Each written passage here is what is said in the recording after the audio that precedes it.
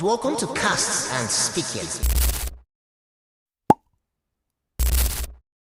Hi guys, welcome to Casts and Speakings, because this is our first episode and it's an exciting time to be with you out there. We have been planning Casts and Speakings for quite a while, and it's a podcast where, like now, want to come and cast the good news, and then of course what God is saying now, the speakings that God is bringing to us present. It's not just the normal podcast as usual where argument is going to take place and all of that, but we want to be able to bring you genuine content that is going to improve not just your spiritual life but your quality of life in itself, because the physical is controlled by the spiritual. And today, as a median edition, I'll not be doing this alone. I'll be doing it with a powerful friend of mine, a brother, anointed to the teeth. If he bites you, you can't fall.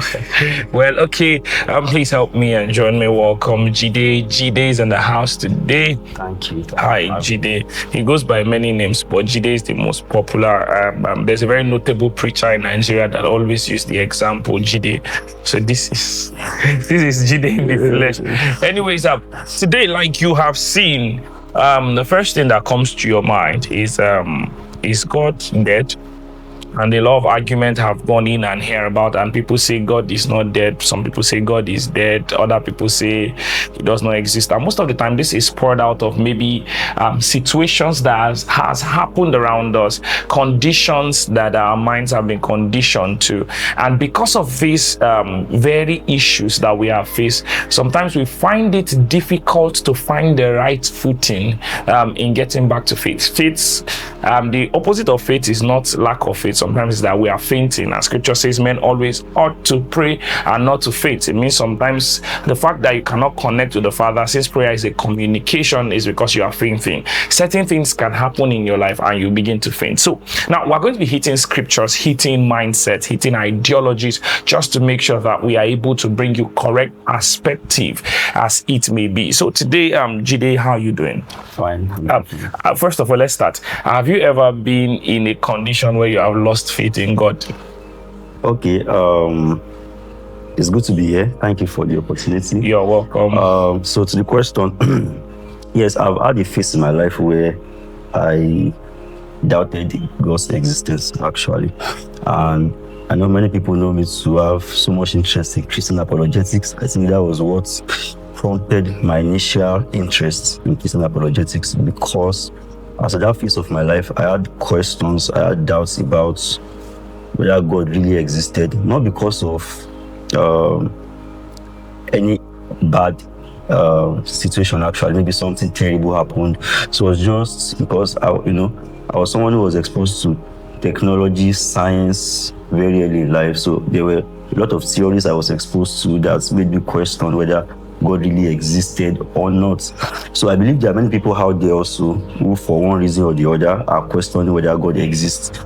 Maybe because of the knowledge they're exposed to, because maybe they've put their trust in God. They've heard that, oh, God can heal, God can do this, God can do that, and God didn't turn up for them in that sense. So yes, I've had that phase, and I want to say clearly that it's a phase I believe many people have go through, or they have gone through, and there's answer to the question of whether God exists or not, and it is that God exists. There's spiritual proof, there is scientific proof, there is historical proof, there's proof that God exists. And the most important proof that I believe is the most important is proof based on our personal encounter with God. There's a way you can experience God, and He will be known to you, and you will know that He truly exists. So I've had that phase, and I got out of that phase from my own experience by study, and like I said, it has to be something personal. So at a point in my life, God had to encounter me. I had to have a personal encounter with God. That was when I got born again. Officially. Okay, so first of all, you were a church boy, then you became born again. Now, let me hold you up on something. I like your retracing journey. A lot of people don't have the privilege of retracing their steps and study and the rest. Let me ask you, you began to talk about science and how that you were exposed to science. Now, is there a green line? Is there a gray area between the sciences and God Okay. as a being. So, if I get that question correctly, is there any correlation between science? Yes, and God. A lot of people have this perspective that if you are doing science, then only do science. If you are doing God, then do God. That is supernatural and the scientific cannot agree. Okay, so there's a period in history called the Enlightenment period. Up until the Enlightenment period, when people started questioning religion, major scientists up to that point were Christians. Now, the idea of separating science from God came from what we call secularism. There's something called secularism, where we believe that religion should be a personal thing. Yes. So religion should not be something that is done at a community level. So religion is pushed back to be a personal thing. Up until that point in history, major scientists that we had who gave us many of the big truths that we have. When you hear names like Galileo Galilei, when you hear names like Isaac Newton, Michael Faraday, all of these guys were Christians. They were Christians. So there's no contradiction between science and religion.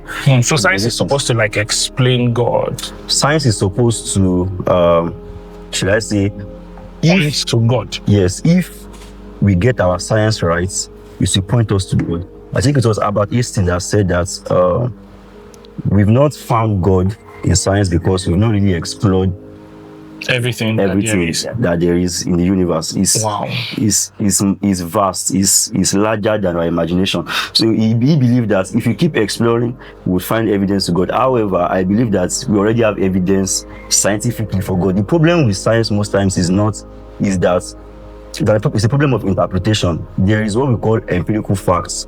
For example, if I throw my phone up, it will come down. Definitely. So how I explain that depends on my personal view. I can decide that because I throw my phone up and it comes down, then there's a force that is bringing it down. I can say, okay, we see that force is gravity. I can interpret that if I am an atheist, I can say because of that, there is no God. If I'm a Christian, I can use that same theory to prove that God exists. So we call it philosophizing, facts. There's the facts, and then there's the philosophy you use to interpret the facts.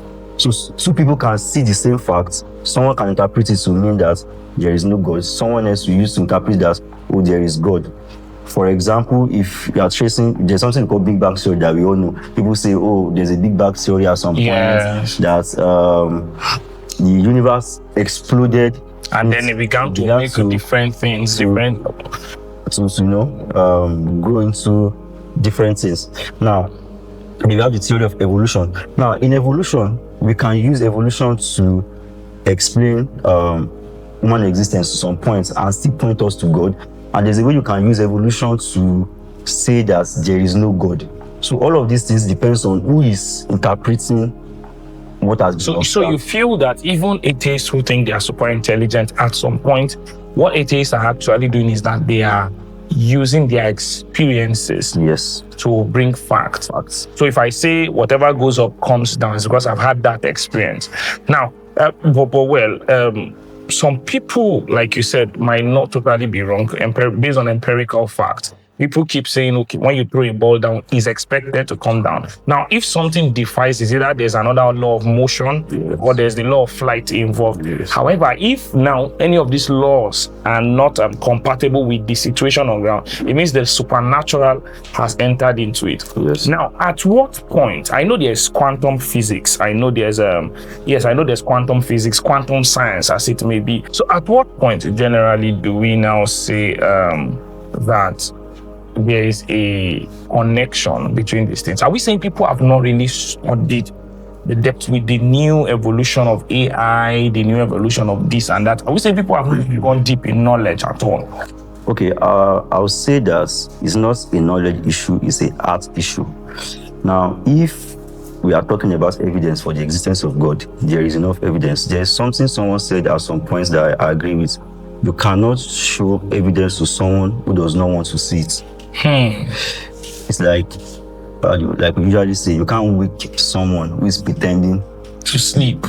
So no matter the evidence you bring to people, if they don't want to see your evidence, they would not see. So take for example, common sense to tell you that there's no way something will come into existence without something else causing it to come into existence. There must be a cause. There must be a cause for every effect. There has to be. So there's an argument that people usually make for the existence of God. We call it infinite regress argument. Let me use that example. Yeah, I've heard of it. It says that we cannot have an infinite regression of causes. That is, if, for example, if I push you now, let's say I give you a blow. Now, I've caused you pain, right? Or let's say if I arrange multiple shares, and then I maybe in a position where if I tilt one of these, the others will fall like domino. Yes, like dominoes, exactly. The others will fall. Now, if someone does not push it at the initial stage, it will remain in that position like that. But when someone pushes it, it starts falling. Now, if we trace those falls one after the other, and we say, okay, let's trace it to the last dominoes that fell. Then we start tracing this back. We have to trace it back to the original one person that pushed that dominoes to fall. So we are trying to say that that law of regressive effects, infinite regress, is that somebody started it. There cannot be Big Bang without somebody hitting whatever. So if you say there was a Big Bang, who caused the bang? Who put the matter? You said there was a matter that exploded. Who put the matter there? So we have to still trace it back to a supernatural. There has to be a first cause. So, and I feel like that's where atheists now get it wrong. They now say, okay, well, if there is God, people gradually move from atheism down to the belief that they are their own God. Yes. So they begin to say, okay, well, we are all part of this nature. There's a spirit being inside of us that is evoluting and becoming that is creating realities. Now, this is where it gets interesting. So at this point, when people now get into, I know there are people watching me at home now who, first of all, you were trying to discover the scientific angle, then it did not work for you. Then you are looking for answers. When people look for answers, they look for, it's like you are finding X. Yes. And you are looking for any formula that is going to give you X. First of all, there was a desire that X does not exist in this equation. But now you're able to bring board mass. You begin to use any formula. Then you hear people begin to say things like, well, Christianity is not logical to the mind. How can somebody send his only begotten son? If we want to talk about Christianity, there's really nothing logical about Christianity, because how do you tell me that somebody is a father, he's a son, and he's the Holy Spirit, and then the triune nature of God, and with that ability, you now still tell me that the son is going to submit to the father, and the father is sending the Holy Spirit? Do you understand? There's a whole lot packed into Christianity, and then he still sent himself to go and die, and himself was still alive in heaven. Do you understand? It does not really make sense. It takes a lot. As a believer, there are places you get to in argument, you sound dumb. Yes. Because this person is bringing to you face life facts that your flesh can listen to, that logic can respond to. But then in Christianity, it's like you're explaining everything based on faith. How does that make you feel, especially somebody who is in the apologetics, where there's no how you argue to a point, you have to still inscribe faith? Yes, that's true. I'll start from the last point. There's apologetics has its limits. One of its limitations is that, number one, the one I mentioned, if someone is not willing to see evidence, we can't show them evidence. No matter, it's just like someone who is sleeping. If he is pretending to sleep, if you wake you up, tickle him now. There has to be a way out of it. You either tickle the person. Secondly, I would we're talking about how logic and faith, how it can be compatible. I think Thomas Aquinas said is known to say something like, how we believe a philosophy was faith seeking understanding. Actually, in apologetics, we don't believe that Christianity and logic are not compatible. We believe that they are compatible because we believe they are compatible, but we don't believe that Christianity is not beyond logic. Christianity is beyond logic, not incompatible to it. Okay, so it's beyond logic, but it doesn't mean that it's incompatible. So, you see that it's getting more weird. So it's not that they are contradicting, but it is beyond it. So you can explain that, okay, this guy walked upon the sea. So the question let me give you is an how? example. Let me give you an example. If someone says the virgin birth is not logical, that's how can someone not, meet with a man and then gets pregnant and give birth? The question is, when the Bible made that story, the Bible told us clearly that God was involved, right? Okay. So if we understand the concept of God properly, God is not bound by any limitations that binds us. Okay. So if God is God indeed, which one will be logical? Is it that God was able to make his own creation pregnant outside of the natural means, or that God is unable to do something like that? Which one will have been logical if God is really God? So you see, now that's where it gets scary, because first of all, you have to believe that God is really God. Yeah, exactly. For now, I used to have, when I was younger, I used to have a mindset, and I still thought about it today, that there was a time in my life I felt like, well, God was tracing a mistake in the DNA, where somebody was just going to be hermaphrodite. I don't know. Let me explain. So he waited for a generation where there was a loophole, and that's how my logical mind thought about it when I was much younger and I had not started following God deeply. So at some point, there are things you think about and you say, okay, who born God? Then you get to a point you have thought about it. Okay, if God was created by another entity, who then? That entity will have been God. Do you understand? Yeah. So who born the entity that born God? Yeah, you see, it now becomes small, your mind begins to collapse. In fact, if you are not careful, you can run mad thinking on these things alone. So it gets scary. You see, it's getting interesting. And I feel like this is not just going to be a one episode thing, because it's looking like we are going farther and deeper than maybe we should just. I wanted to rest on the whole hours of emotions and how people get into situations. No, if we go into that today, we might not go very far. So I think we should just build around or anchor around the ideology of what do you call it, of logic. So has something happened to you before that defied logic, that increased your belief in God? Let's hear that. Defied logic, yes, that still increased my belief in God. Okay, so let me start with this.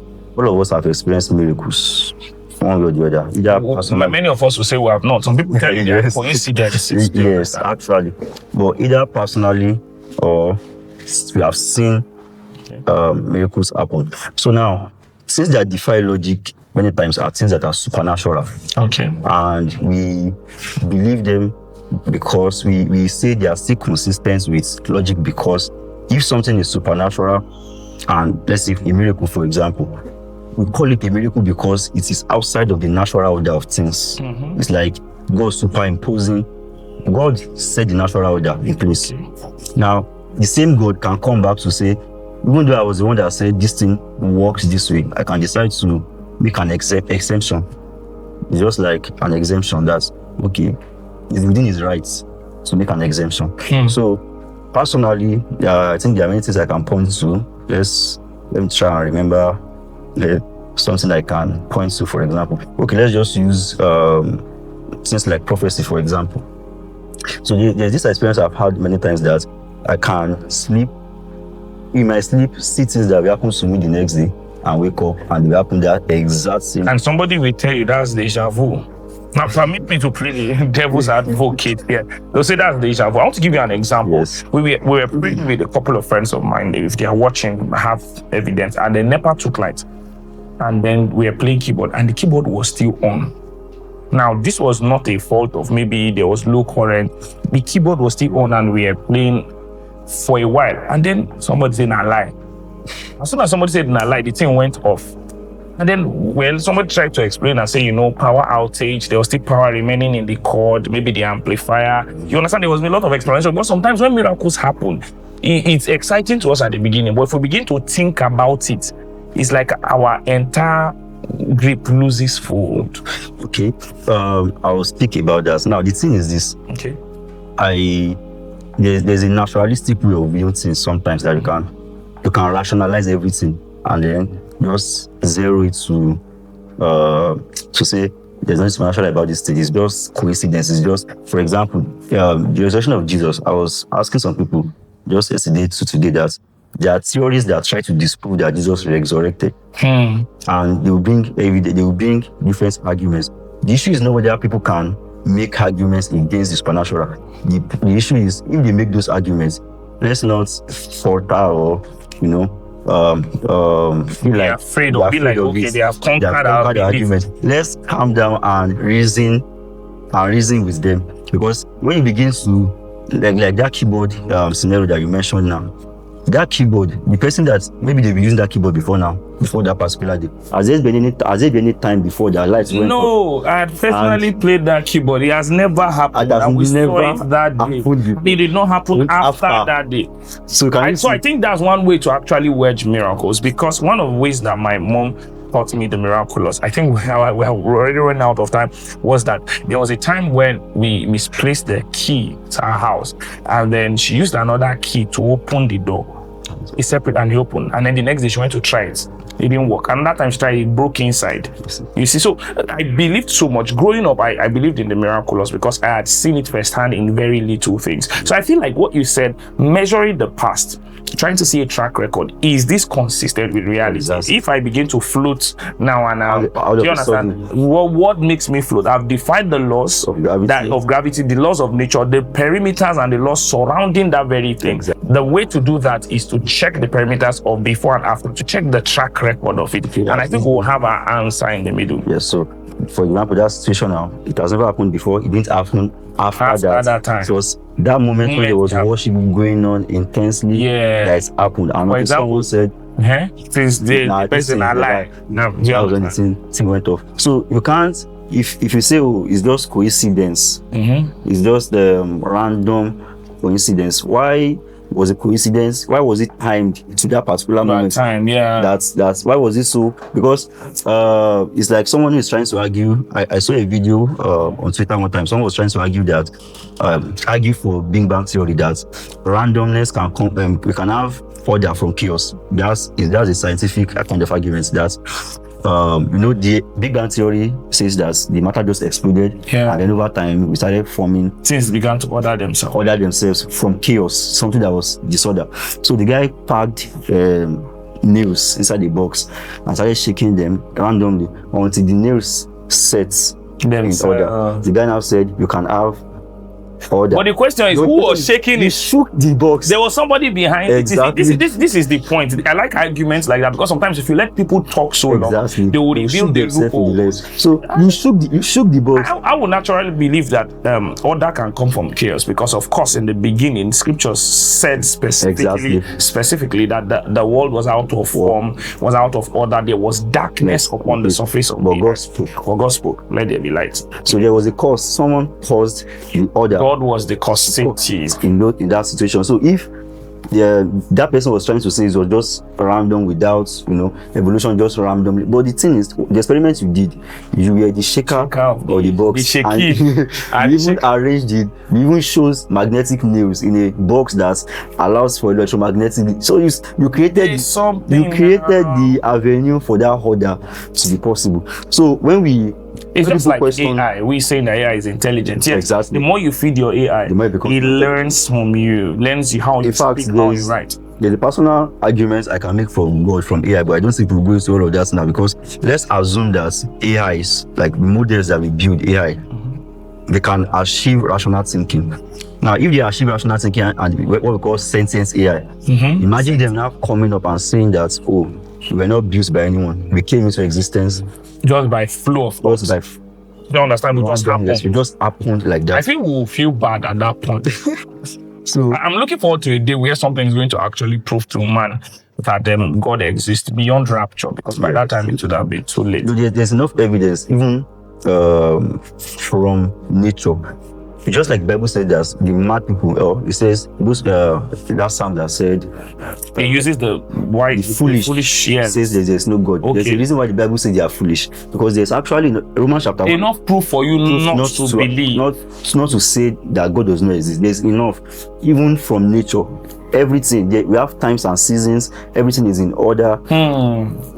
Okay, for example, in planetary studies, it is proved that if the Earth is 1 inch further from the sun, Earth will not collapse. Yes, to spin out of it. So how come we're just able to, stay in that particular position that will have made life possible all over these years, and there was no shifting out of something is keeping us. Something is keeping us. See, because of time, this is what Cast and Speaking is going to be about. Very intelligent conversations, and want to stop here, want to anchor here, want to have longer sessions, but want to see how well you enjoyed this session. Please ask your questions. We want to hear from you. We want to see how beautifully we can serve you better, and trust me, by next time we are coming here, we'll have better gadgets. We're already sweating in the studio and all of that, but we are also not being logical. We are taking a step of faith to see how God is going to help us. And until next time, my name remains yours truly. I didn't introduce myself in the beginning because I wanted to do it at the end. Jesse Falodun, and yes, I'll be in every Cast and Speaking. So we're bringing guests on. Sometimes we'll have very heated arguments, but in obedience to Christ. So I'm sure by next episode, Jide is also going to be coming around.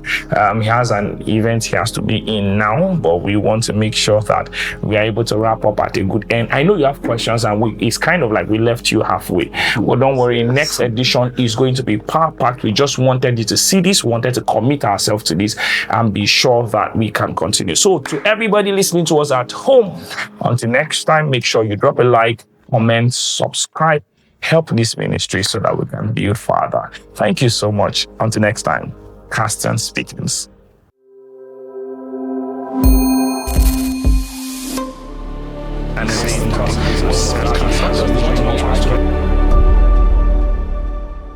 Welcome to Casts and Speakings.